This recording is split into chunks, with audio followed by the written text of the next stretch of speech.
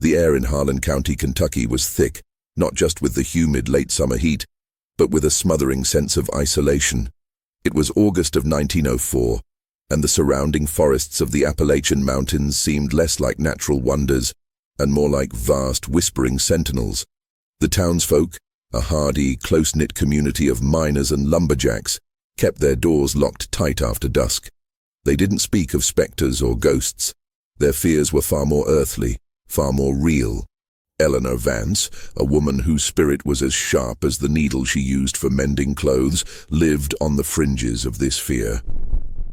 At 28, she ran the local dry goods store, a small beacon of civilization nestled between the encroaching woods and the dusty main road. Lately, her days were a blur of nervous chatter and worried glances. 3 local women, 2 younger, 1 middle-aged, had vanished over the past 9 months. Vanished without a trace, without a struggle, simply gone. "It's the woods, Eleanor," old Mr. Calloway, a retired logger with eyes the color of faded denim, would mumble, leaning heavily on her counter. "They take what they want, always have." Eleanor didn't believe in the woods having a conscience, but she did believe in the rumors that followed the vanished women like a trail of cold smoke. The Conjoined brothers. Everyone in Harlan knew the story, passed down in hushed tones over weak coffee. 2 brothers, born physically bound together, fused at the side the tale went, who lived deep in an isolated cabin in the unforgiving Black Mountain Territory. They were rarely seen, their infrequent trips to town for supplies shrouded in unsettling silence.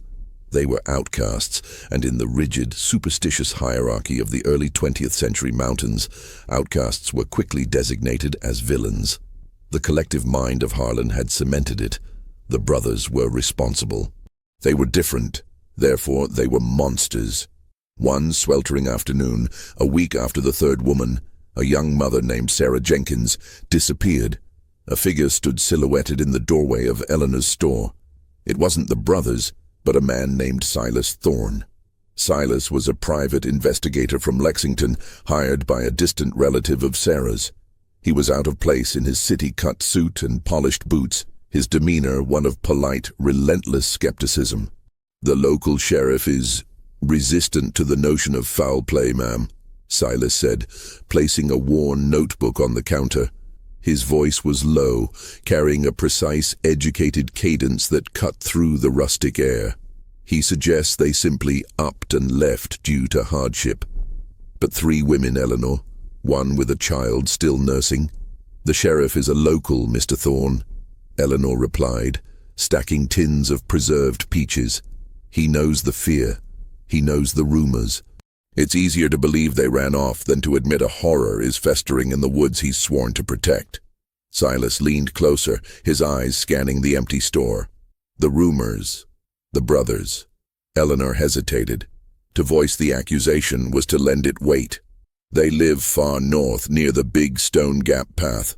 No one goes there. They keep to themselves." "Exactly. Isolation breeds 2 things, peace or depravity," Silas stated, circling the counter. "Tell me about them. What are their names? Where did they come from?" "No one knows their names, just the twins. They bought the land 20 years ago from a family that moved west. Paid in cash. That's all anyone knows. The cabin is old, built by a hermit years before.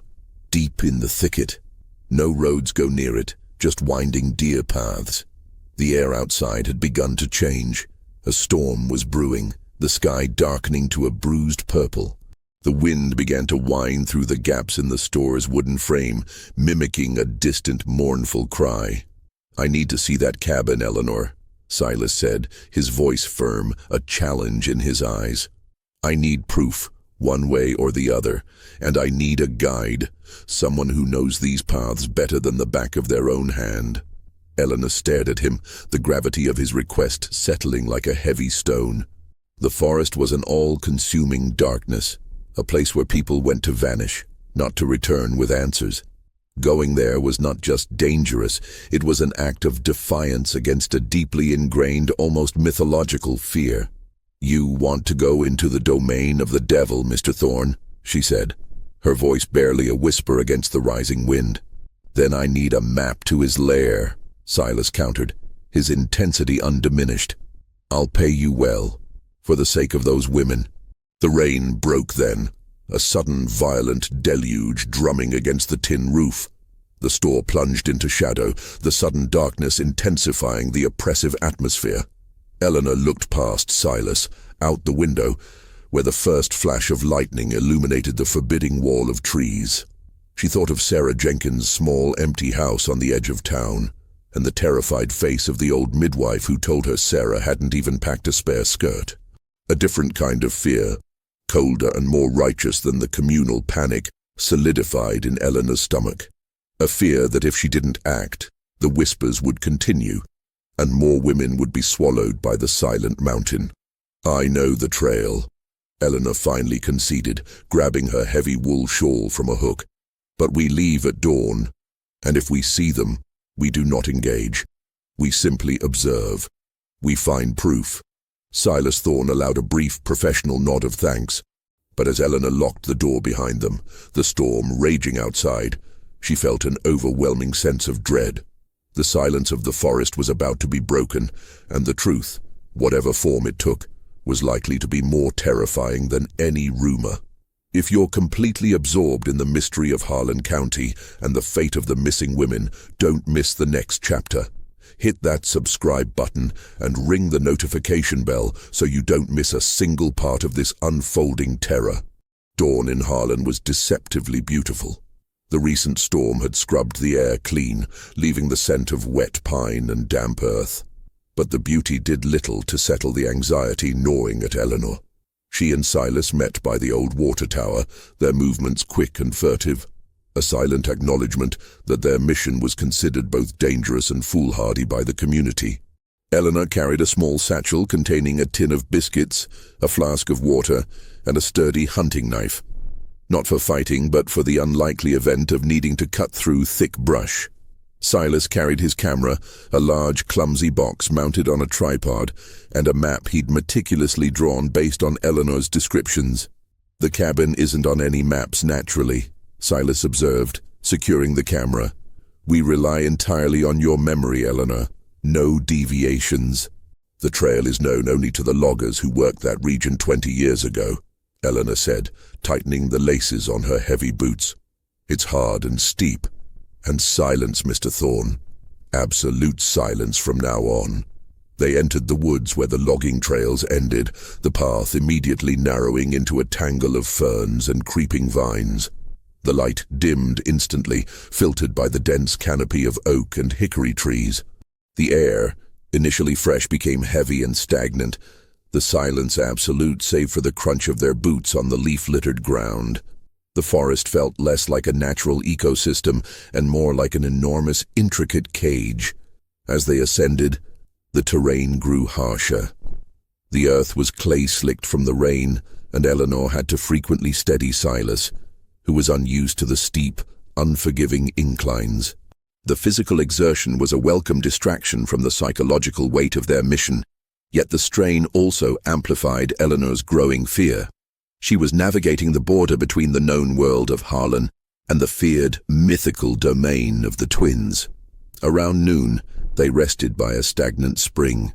Eleanor noticed Silas was not just looking at the surroundings, but studying them with an almost clinical focus. He wasn't afraid of the woods. He was analyzing them as a possible crime scene. "Do you know the women well, Eleanor?" Silas asked, his voice a low rumble. "Sarah Jenkins, the last one. She bought cloth from me often. She was quiet, devoted to her child," Eleanor said, staring into the dark water of the spring. "The others, Martha Hayes, 40, a cleaner, and Lila Monroe, just 19, worked in the mill. All of them ordinary, nothing connecting them."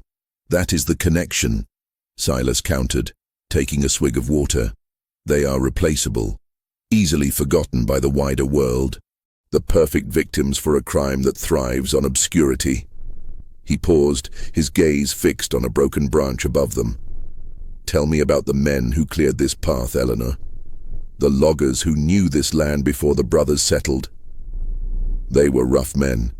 The logging camps were isolated, known for heavy drinking, sometimes violence, but that was 20 years ago. The camp was dismantled, the men moved on. "Are you sure?" Silas pressed. A handful of isolated, desperate men. Perhaps they stayed. Perhaps one of them, or a pair, found the isolation comforting. The brothers may just be a convenient distraction. The idea was unsettling.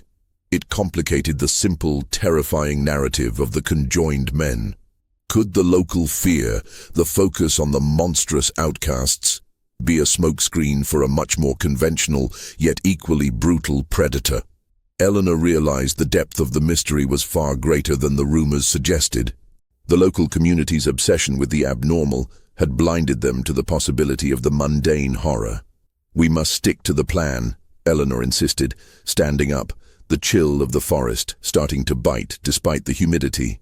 "We find the cabin, observe, and look for proof related to the missing women. We don't chase old lumberjacks, Mr. Thorne.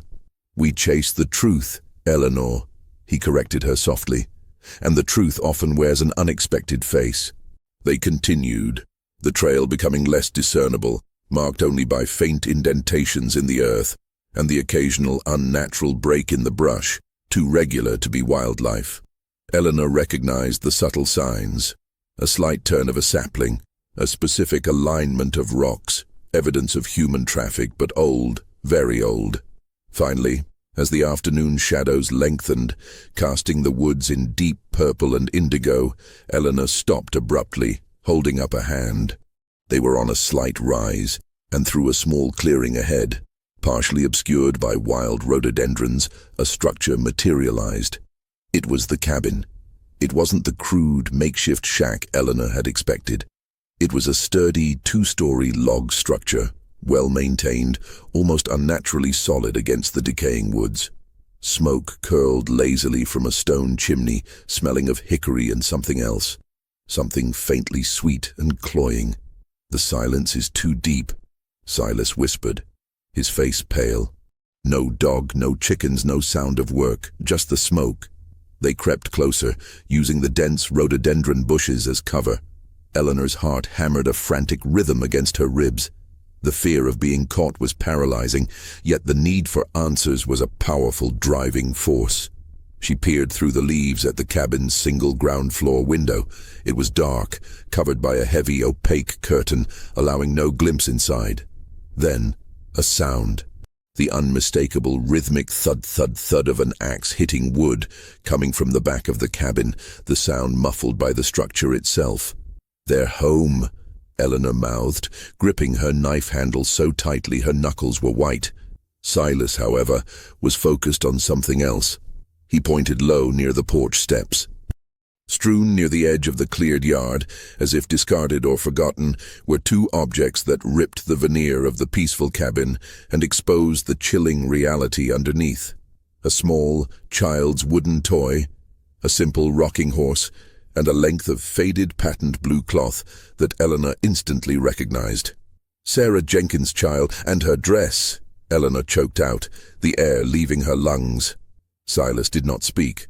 He carefully set up his tripod, his movements precise and slow, the whir of the camera lens barely audible. He was documenting the evidence, transforming rumor into a cold, hard fact. But as he adjusted the focus, the thud-thud-thud from the rear of the cabin abruptly ceased. The silence that followed was terrifying. A door creaked open at the back of the cabin. A shadow stretched long and distorted across the yard. A shadow that seemed far wider than that of a single man.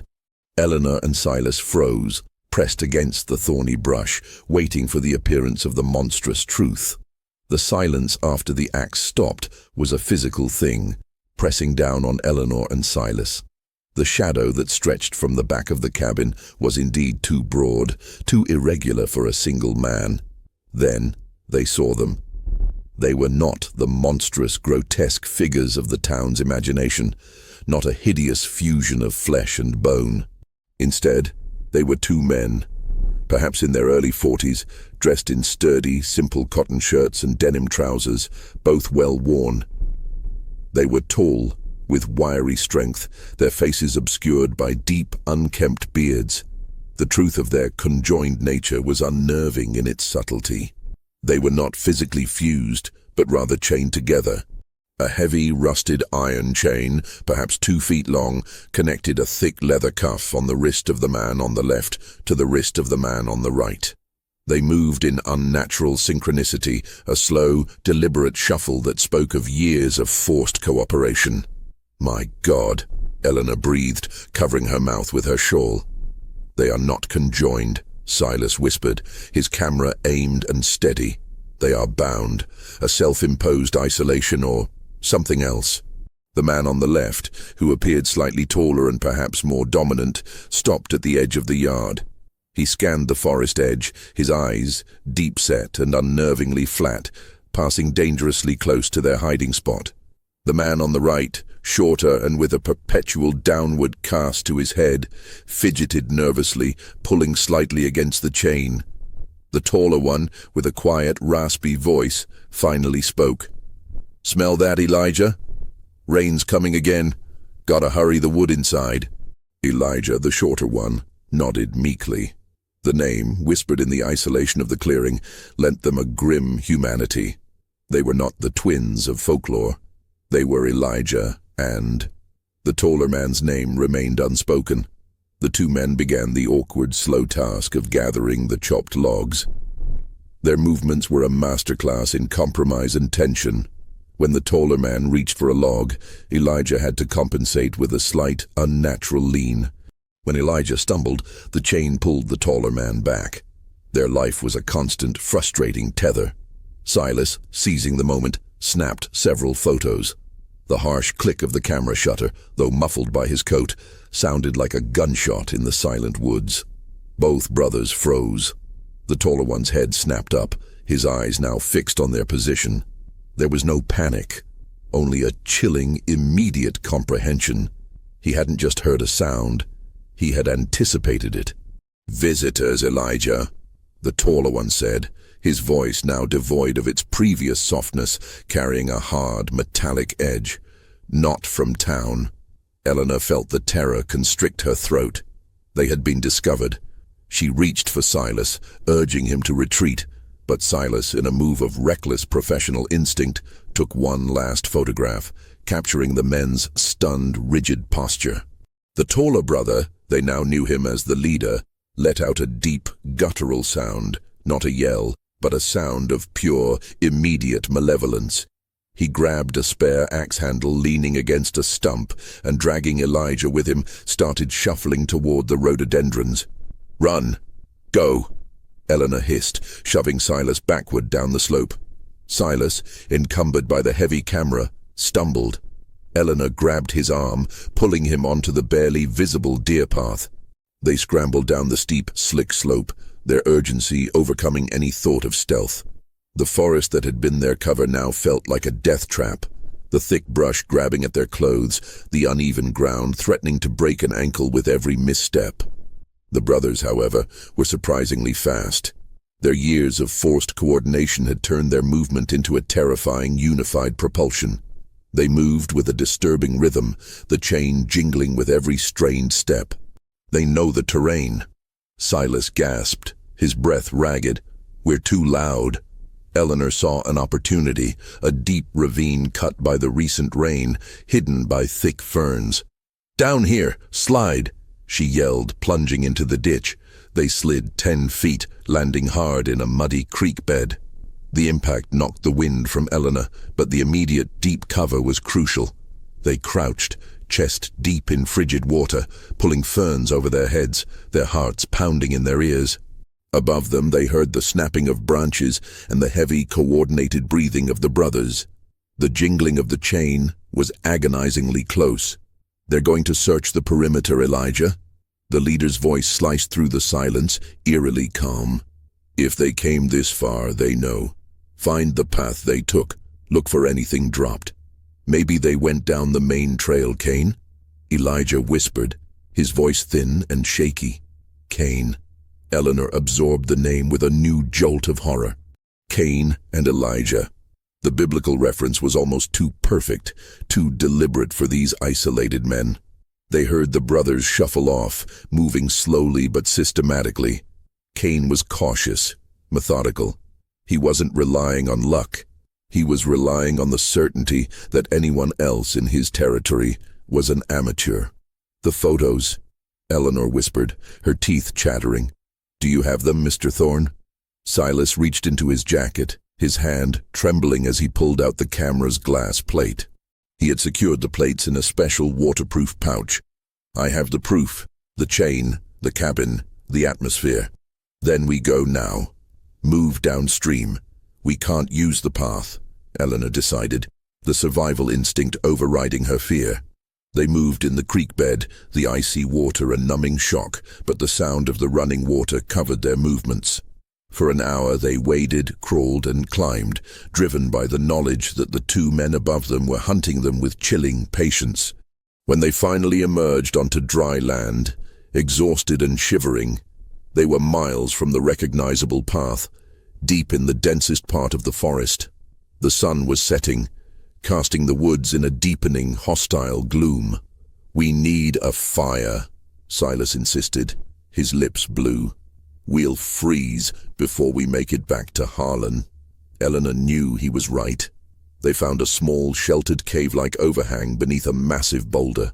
She expertly gathered dry pine needles and dead wood, while Silas, despite his exhaustion, used a magnifying glass and the last rays of light to coax a fragile flame to life. As the fire sputtered and grew, casting dancing shadows on the rough rock walls, Silas sat back, his eyes dark with a dawning, terrifying realization. "Eleanor," he said, holding up the photographic plates, the glass reflecting the firelight, "look closer at the men, at Cain's hands." Eleanor leaned in. In the captured image of the taller brother, Cain, she saw his powerful, calloused hands gripping the axe handle. But one detail was grotesquely out of place. On his ring finger, partially obscured but distinct, was a simple, tarnished wedding band. "He's married?" Eleanor questioned, confusion mixing with her terror. The rumors made no mention of a wife. "Perhaps not anymore," Silas murmured, his gaze distant. "But why would a man who lives in such absolute isolation, who shares a single existence with his brother, wear a wedding ring? And why would he keep his brother chained? This isn't just a prison for the women, Eleanor. The cabin is a prison for Elijah, too." The implications of Silas's deduction were vast and horrifying. The brothers' situation was not merely a consequence of their birth, but a carefully constructed, sustained imprisonment. If Cain was capable of such meticulous control over his own brother, what depths of calculation and cruelty was he capable of inflicting on the missing women? The initial narrative of monstrous outcasts was dissolving, replaced by a far more insidious picture of control, cunning, and sophisticated malice. The fire provided warmth, but the truth, glimpsed in a single tarnished ring, brought a cold dread that no flame could dispel. They had escaped the perimeter, but the real mystery, the chilling geometry of the brothers' terror, had just begun to unfold. The night in the mountains was a symphony of unnerving sounds. The hoot of an owl, the snap of a distant branch, the skittering of unseen creatures. But the most terrifying sound was the absence of one, the jingling of the chain. Cain and Elijah were nowhere to be heard. Their silence was a calculated threat, suggesting they had either given up or, far worse, were employing a silent, more patient hunting strategy. Eleanor and Silas spent the remaining hours before dawn huddled beneath the rock overhang. Sleep was impossible.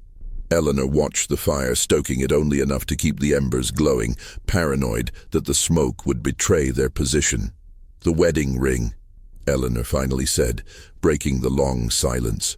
"Did you ever hear anything in town about a woman living with them?" Silas shook his head. "Harlan's memory of the brothers is locked in the past, when they arrived. Their present is a blank canvas filled only with the community's fear. But consider this. The women who vanished, Martha, Lila, and Sarah, they were all adults. Not young girls, not children, but women capable of running a household. Of mothering. What are you implying? Look at the evidence, Eleanor. The child's rocking horse. Sarah Jenkins was a new mother. Lila was young and likely unmarried. Martha was a widow, accustomed to independent life. Cain is chained to his brother. He has a wedding ring. He needs control, but he also needs domesticity.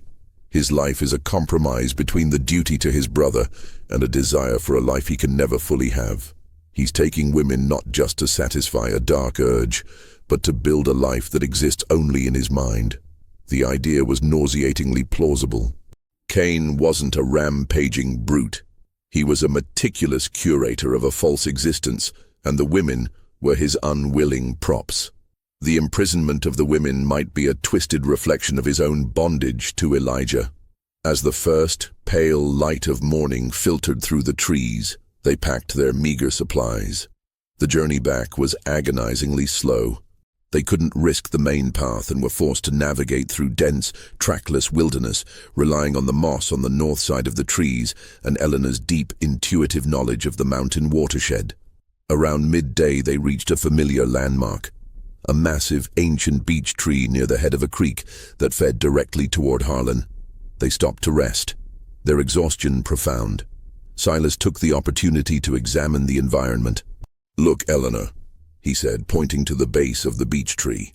Scratched into the smooth bark, high enough to be intentional, were a series of symbols.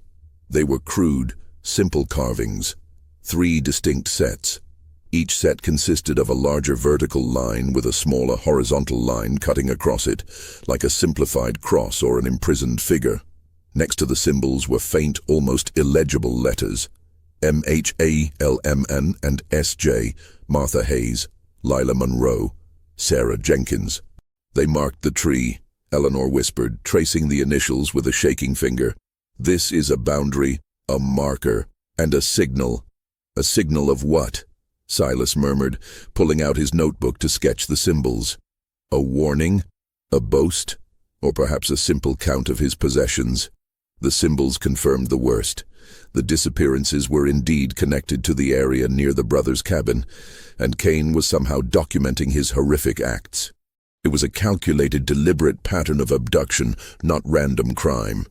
As they started to move again, following the creek downstream, Silas, lagging slightly behind, caught his boot on something hidden beneath the thick layer of pine needles. He stumbled, then quickly recovered, but not before noticing the object. It was a piece of finely carved wood, intricately shaped into the head of a deer. It was too expertly made, too delicate to be a child's toy or a rough hunter's marker. It was a piece of art, clearly crafted with skill and patience. "This is not mountain craftsmanship," Silas observed, turning the piece over in his hand. "This is the work of a skilled artisan, perhaps a furniture maker. It's too polished, too refined for the crude existence up here." Eleanor recognized the style instantly. "My father was a cabinet maker. I've seen work like this. Look at the joints, the way the wood is treated. It's Northern European style, not Kentucky." The small wooden head introduced a new, confusing element. It suggested that one of the men, or perhaps an earlier resident of the cabin, possessed a degree of sophistication utterly incompatible with the brutal conditions and the savage crimes. It created a profound dichotomy, the crude chain versus the polished art, the isolation versus the demand for domesticity. "The cabin has secrets, Eleanor," Silas said, pocketing the carving. "More than just the women. Secrets about the men themselves." They were now close enough to Harlan to smell the faint, acrid scent of coal smoke. Their relief was palpable, but their conversation had shifted. They were no longer just seeking proof of the crime. They were trying to decipher the psychological architecture of the perpetrators. As they emerged from the tree line onto the familiar dirt road leading into town, a sudden, horrifying thought struck Eleanor. A memory triggered by the sight of the wooden carving and the mention of craftsmanship. She stopped dead, clutching Silas's arm. "The first woman, Mr. Thorne, Martha Hayes. She wasn't just a cleaner. She was a cleaner for the only established carving and furniture studio in Lexington before she moved back to Harlan." Silas stared at her, his expression grim. Then the wooden head isn't just a random artifact, it's a key. Kane knew who he was taking. This wasn't a crime of opportunity, it was a crime of selection. He wanted something or someone with a specific skill set. The realization was a crushing blow. The crime was meticulously planned, not by a simple brute, but by an intelligent, controlling individual who was selecting women based on their utility. The horror was no longer just about their disappearance. It was about the sickening, calculating purpose behind their captivity. They had to get back to Harlan, but the fear now wasn't that Kane and Elijah would follow them. It was that Kane might already be planning his next move, seeking his next victim, with a cold, terrifying rationality. Back in Harlan, the change in Eleanor and Silas was evident. They moved with a desperate urgency, their exhaustion fueled by the terrifying revelations. They met not in Eleanor's store, but in the small, dusty back room of the town's only stable, a place offering privacy and the necessary alibi of tending to lame horses. Silas immediately began developing the glass plates from his camera, using the meager chemicals he carried and the stable's well for water.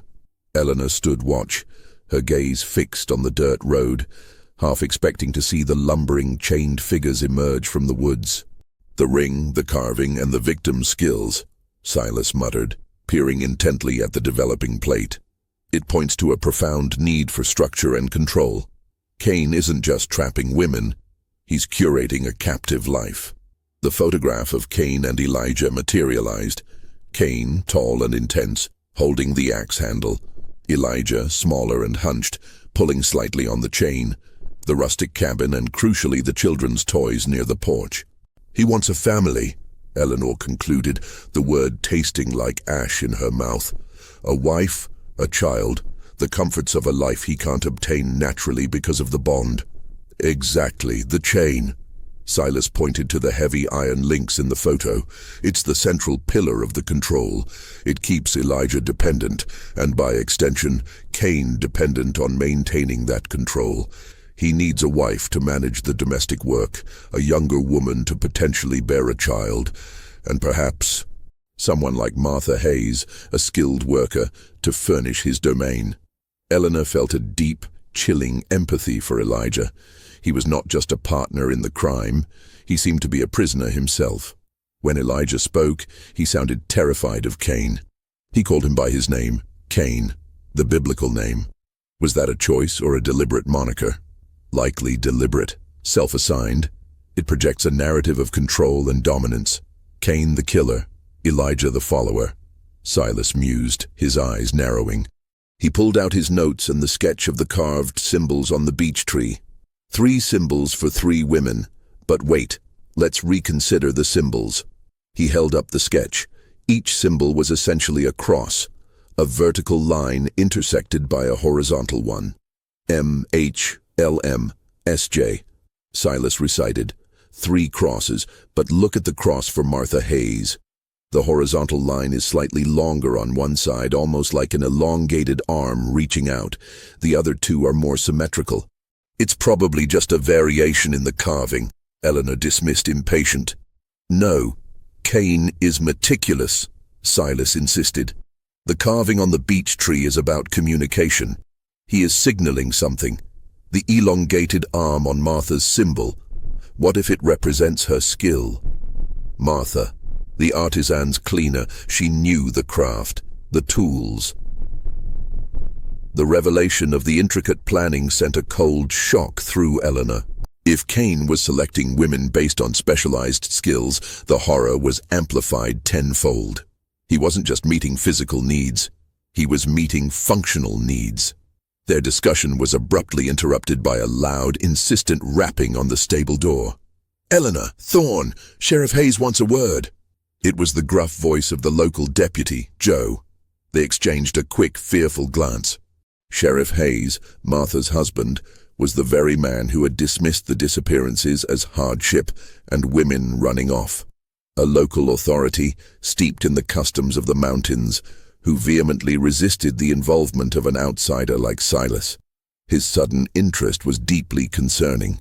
Silas quickly hid the photographic plates and his notebook beneath a pile of saddle blankets. He knows we went up the mountain. Someone saw us leave, or someone noticed your absence, Eleanor. We cannot tell him about the cabin or the chain. It will only give Kane time to move the women, or worse, put the entire town in danger if the sheriff alerts him. They opened the door.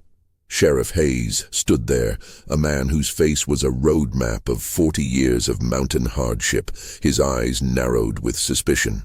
"You two been up to mischief," Hayes accused, stepping into the dusty stable, the scent of horse manure replacing the smell of the woods. "Town's nervous. Eleanor, your store was closed yesterday, and you, Thorne, you're sniffing around places you don't belong." "We were tracking deer, Sheriff," Eleanor lied smoothly, her heart pounding. "A supplier promised me venison. Mr. Thorne was simply taking photographs of the landscape." Hayes didn't believe them. He focused on Silas. "You're asking about my wife, Martha, and those other women. They left. They just left, Thorne. Happens all the time up here. Hardship.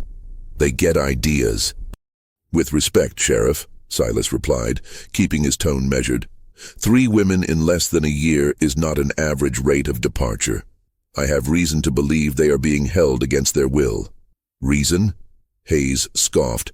"You got a ghost telling you that? You hear the whispers of them chained brothers?" He spat the words, his contempt for the rumor evident. "That's old man Calloway's nonsense. I've known those brothers my whole life. They keep to themselves. They're odd, but they're not demons." The sheriff's absolute denial was a massive, unexpected obstacle. He was so consumed by the local pride and the refusal to believe the most outlandish rumor that he was willfully blind to the clear evidence of foul play. "We have no proof, Sheriff, but we have a strong suspicion," Eleanor pressed, trying a different tack. "Suspicion gets people killed, Eleanor," Hayes warned, his gaze hardening. He paused, his focus shifting back to Silas. "You want to find my wife, Thorne? Go talk to the men who worked the logging camps 20 years ago, the ones who stayed. They're the ones with the temper, the loneliness, not the twins. Go talk to Silas Cooper."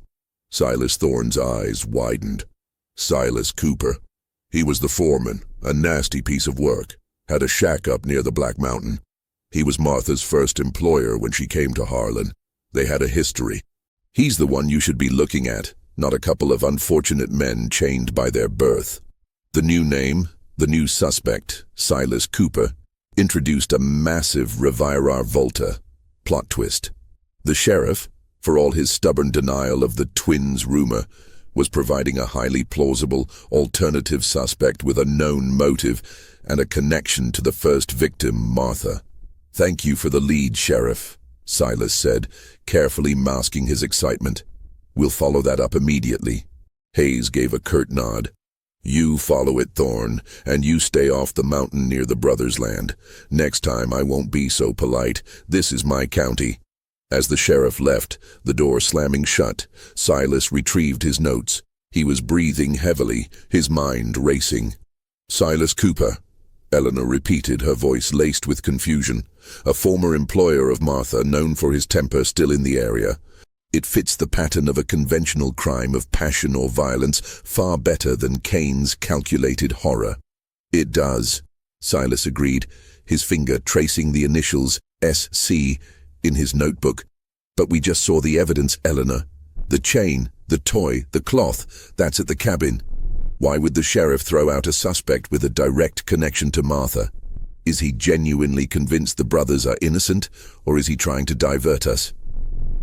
Eleanor thought of Martha Hayes, the sheriff's wife, a woman who cleaned a furniture studio. She thought of Kane's wife, implied by the wedding ring. She thought of the intricate wooden carving found near the cabin. "The sheriff's denial is too strong," Eleanor concluded, looking at Silas, a fresh wave of suspicion washing over her. "And the timing is too convenient. He had to know we were investigating. He wants us off the mountain. The missing women, Mr. Thorne, are connected to the cabin.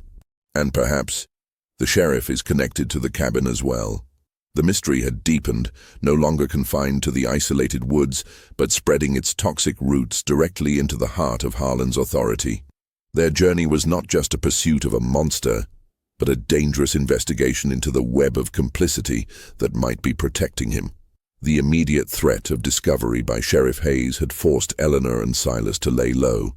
They spent the next day in the dry goods store, pretending to conduct a tedious inventory, while their minds raced, analyzing the possibility of the sheriff's involvement. If Hayes is protecting Kane, why? Eleanor wondered, running a nervous hand over a bolt of calico fabric. Money, blackmail, or something worse? The missing factor is the wedding ring, Silas stated, reviewing the photograph of Kane. If Kane has a wife, or had a wife, her identity is the key. And if Martha, the sheriff's wife, was kidnapped, not killed, but kidnapped, it suggests a level of control that might make the sheriff compliant. Silas then focused on the new lead, Silas Cooper. The sheriff didn't just mention a name, he gave us a clear alternative suspect. We have to pursue Cooper. If we dismiss him outright, we risk missing the truth, or worse, we confirm to the sheriff that we're only interested in the brothers. It's a necessary diversion. They learned that Silas Cooper was indeed an ex-logger known for his volatile temper who had remained in the area, living in an abandoned trapper's shack about a day's hike from Harlan, on a ridge far from the brothers' domain. That evening, armed with a rifle borrowed from a sympathetic local who believed the sheriff was ineffective, Eleanor and Silas set out for Cooper's shack. The new mission felt safer, ironically, because it was a conventional investigation. Chasing a man with a clear past and a known location, not a pair of chained, meticulous psychopaths in the deep woods. They reached the trapper's shack by early morning. It was a crude, dilapidated structure, entirely unlike the well-maintained cabin of the brothers. The scene was one of poverty and isolation, not the calculated, organized horror they had witnessed before. Silas Cooper was there. He was a large man, rough-hewn and scarred, drinking weak coffee over a sputtering fire. He was immediately defensive and hostile. "Who are you? What's your business?" Cooper growled, standing up, his frame blocking the small doorway. Silas, utilizing his polished demeanor, approached with caution. "Mr. Cooper, we are looking into the disappearance of Martha Hayes. Sheriff Hayes directed us to you. Said you had a history." Cooper snorted, spitting into the fire. "That damn fool Hayes, always trying to blame someone else for his own misery. Yes, I knew Martha. She cleaned my foreman's cabin years ago. A good woman, but a woman with secrets." "What kind of secrets?" Eleanor pressed. Cooper eyed Eleanor with a calculating stare. "Secrets about her husband, the sheriff. Martha was unhappy. She was looking for a way out. Her husband, he was obsessed with control, wanted to know every penny she spent, every minute she was out of his sight. She didn't leave because of me. She ran from him." Cooper's testimony painted a clear picture of domestic abuse and a deeply unhappy marriage. A very realistic motive for a woman to leave. It complicated the narrative further. The sheriff's personal life was fraught with the very kind of control and malice they were looking for in the culprit. "Did you see her before she vanished?" Silas asked. "No, but I saw her car. The sheriff's old wagon," Cooper said, pointing a calloused finger toward the north. "He was driving her about a week before she was reported gone. Took the old logging trail north toward the mountains, the one near the Black Ridge, the one only the old loggers use, not the one that goes to the brothers' place. The Black Ridge Trail, a fourth location."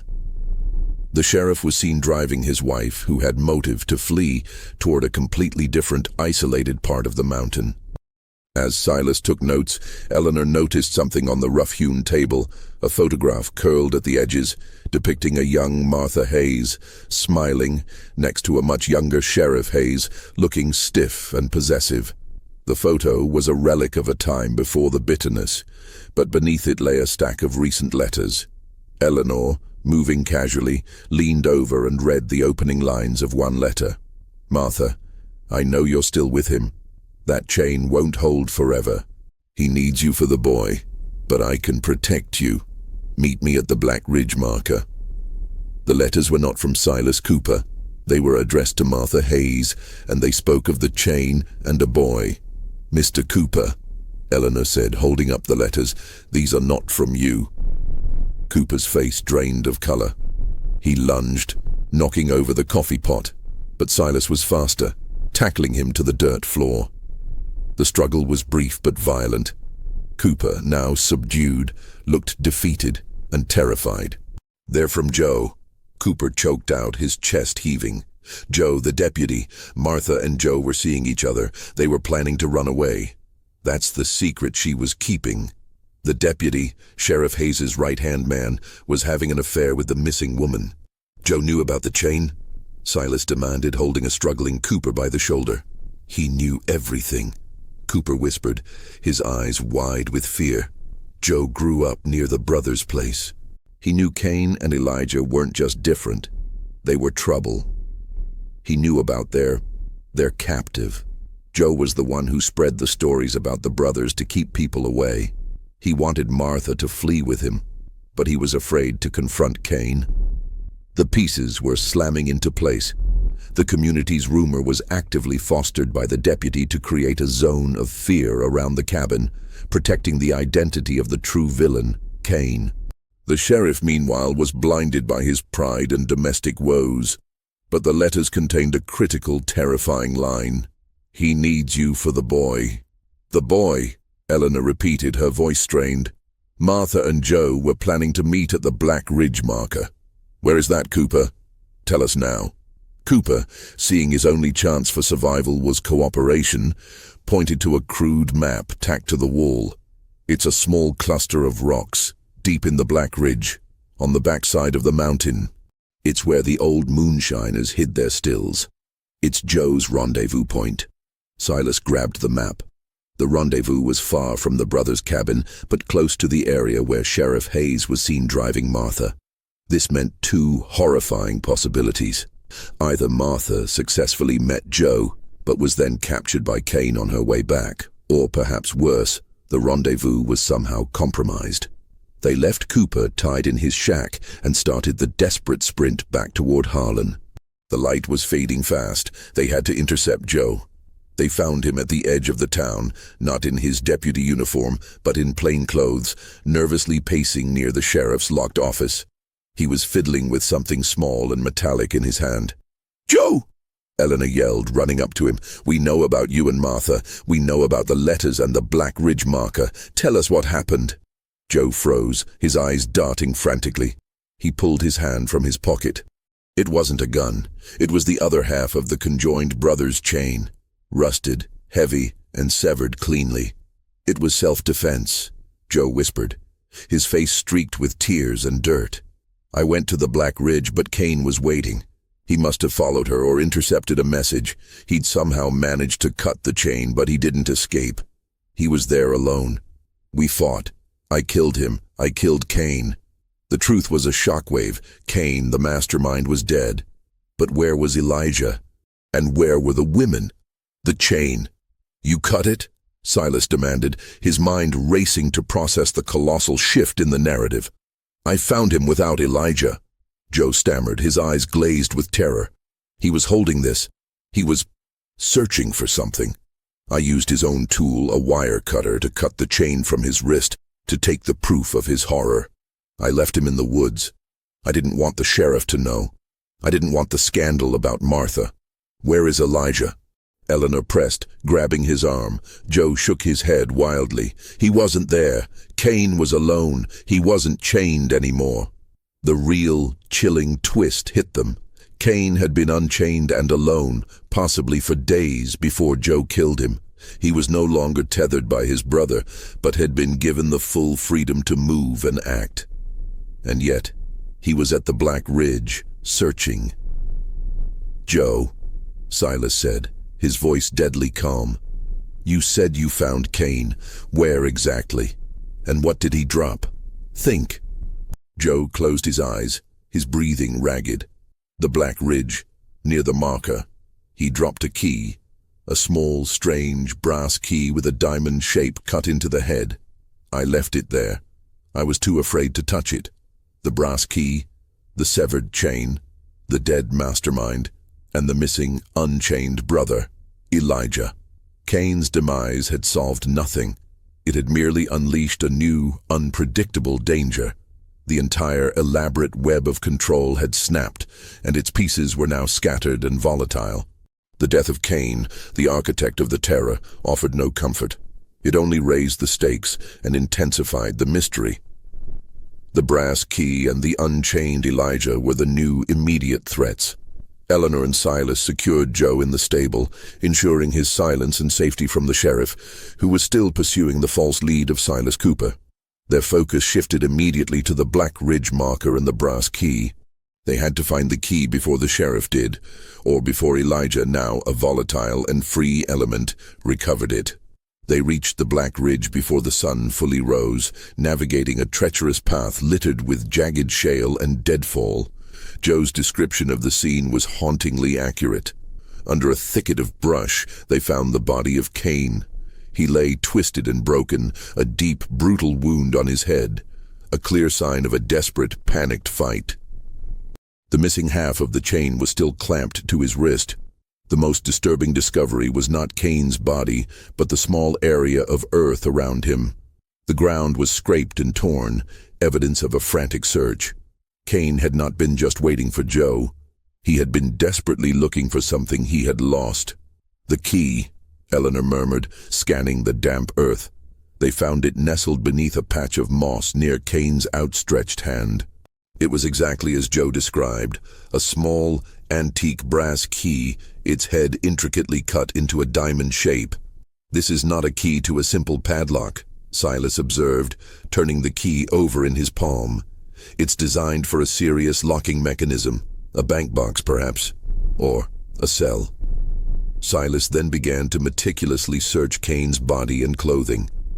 In an inside pocket of his thick wool coat, he found a small, tightly folded piece of paper, a ledger written in a cramped, precise hand.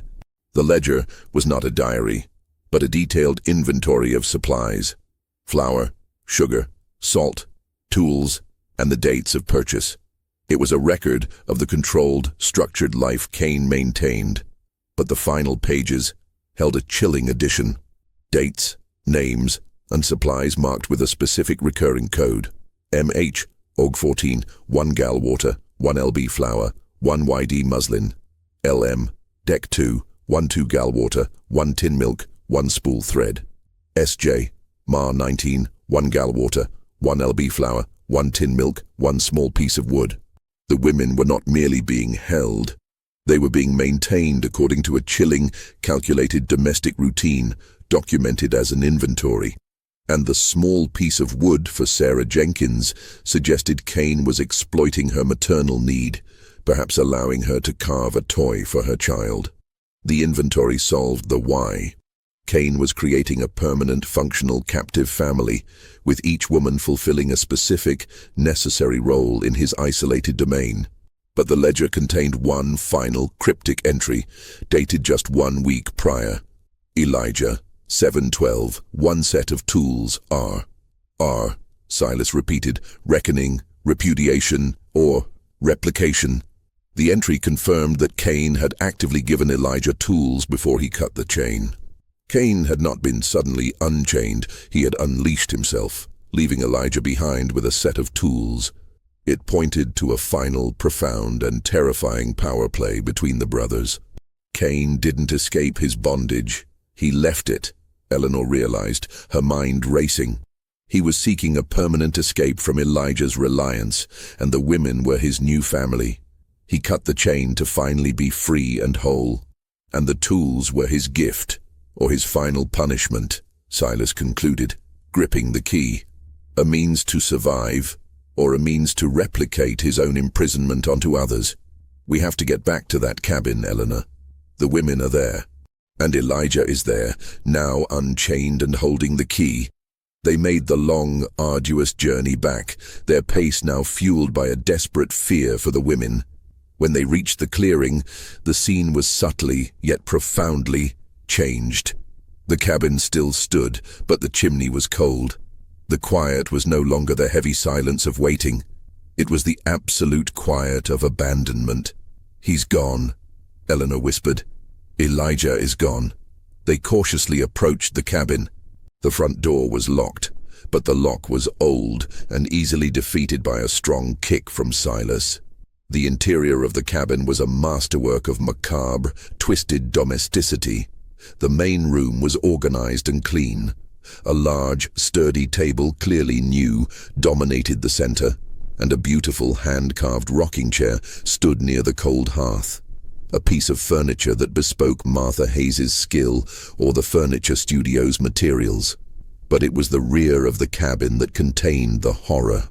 It was divided into 3 small, windowless rooms built into what had once been a simple storage area.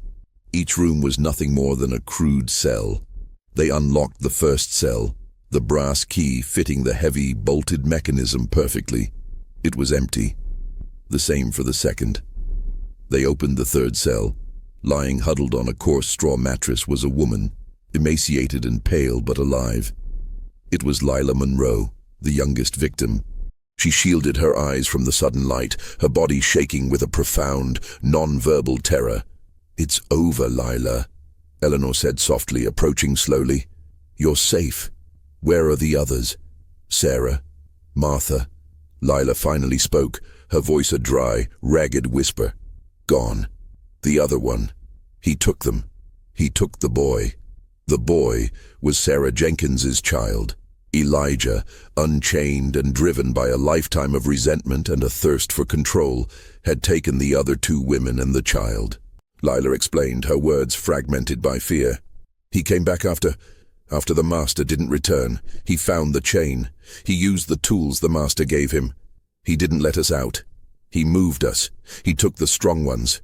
He said he was going to finish the family." The chilling truth of the R in the ledger was revealed.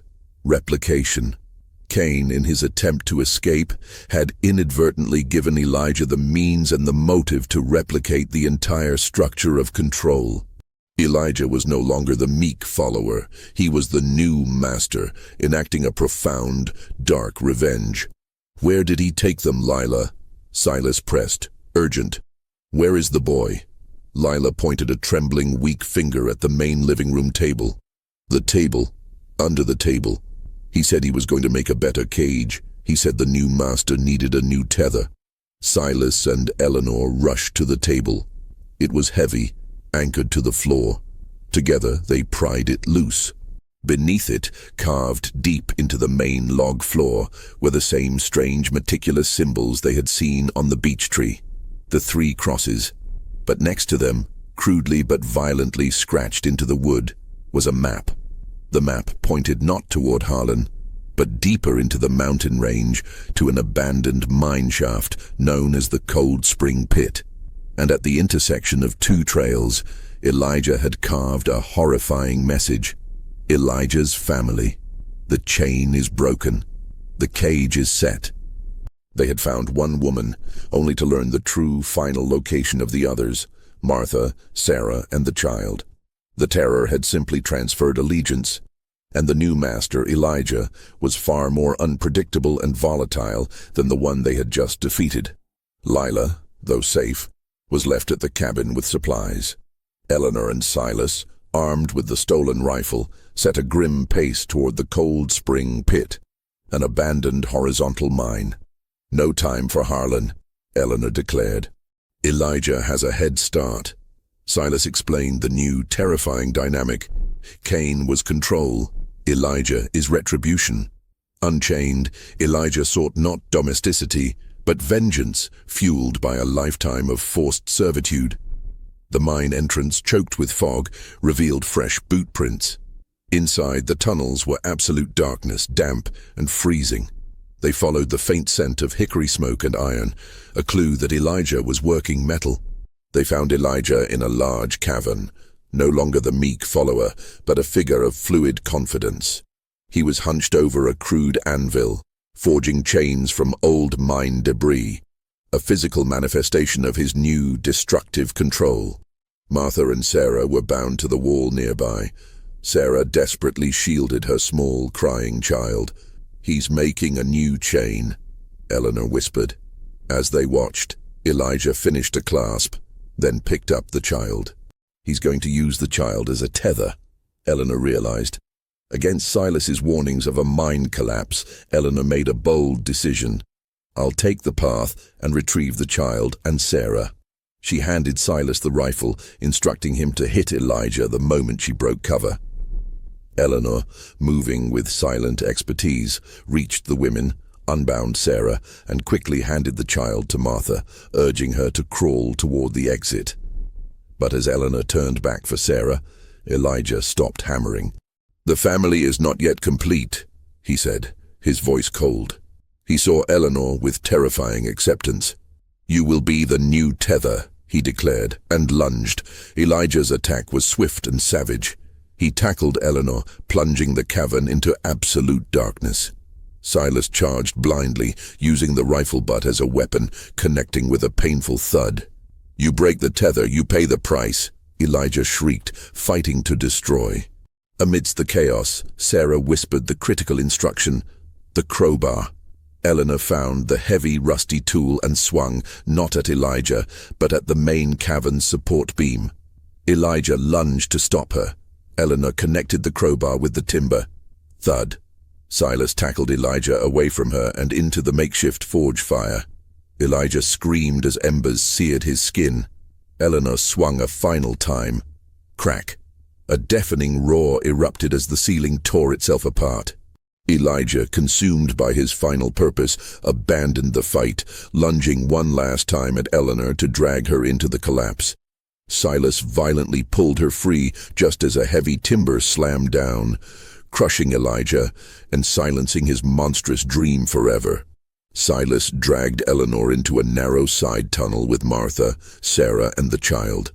They listened to the terrifying sounds of the mountains settling before beginning an agonizing crawl out. They emerged battered but alive, miles from the mine entrance. The physical evidence, the brass key and Cain's ledger, was secure, but the knowledge of the human depravity they had witnessed was now permanently etched onto their souls.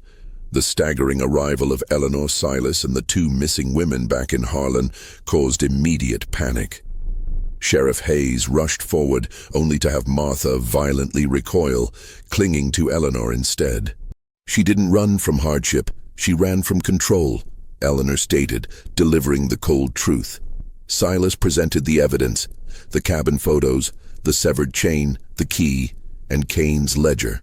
Both brothers were dead, buried in the mine collapse. Hayes's personal tyranny and public failure were exposed. The final piece was Deputy Joe, who had killed Cain and failed to act sooner. Silas presented Joe with a choice: the full, messy truth, chaos, scandal, and Joe's imprisonment for murder, or a strategic lie, one that allowed Harlan to heal. "We state the brothers were the sole perpetrators," Silas proposed. "You, Joe, become the local hero who assisted us and confirmed the threat, justifying the collapse." Eleanor reinforced the solution. "The sheriff is finished. The town needs a lawman they can trust. You tell the town you risked your life." Joe, seeing the opportunity for redemption and power, accepted. "I helped Mr. Thorne find the location," he declared, his voice firming up. "I confirm that both brothers are dead. I will ensure Harlan is safe." Sheriff Hayes resigned in shame. Joe was appointed temporary sheriff. The women were recovered, though their psychological scars would endure. Silas left Harlan, entrusting the full truth, the ledger and the key, to Eleanor. Eleanor Vance, the shopkeeper who faced down a human monster, became the town's quiet guardian. The whispers of the chained brothers would fade into legend, a simplified tale to mask the profound, authentic human darkness they had truly uncovered. The chain was broken, but the knowledge of the monstrous capacity for control and loneliness remained the last enduring whisper of Harlan County.